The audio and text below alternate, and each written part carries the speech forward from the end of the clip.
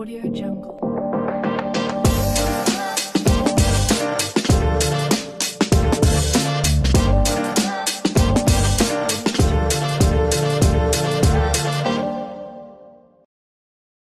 Hello guys! Ako nga pala po si Drillian Caldi Pital ko rin.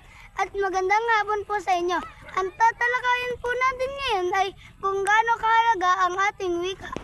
Dapat ko na ba talagang kalimutan ang ating wika? Dapat ito ang maging tanda sa ating isipan at puso ng bawat Pilipino. Huwag natin itahiya ang ating lahi at pamumuhay na mayroon tayo.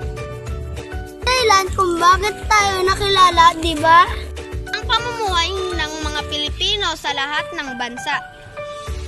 Ngunit may talento at pagiging makabayan na ipinapakita sa mga karatig na bansa. Sa mga kahalagahan ng wikang Pilipino ay ang mga sumusunod. Number 1, upang magkaroon ng maayos na komunikasyon ang bawat isa. Pagbahagi ng karunungan sa bawat isa. Isang wika. Ang Pilipinas ay may maraming iba't ibang dialekto na ginagamit.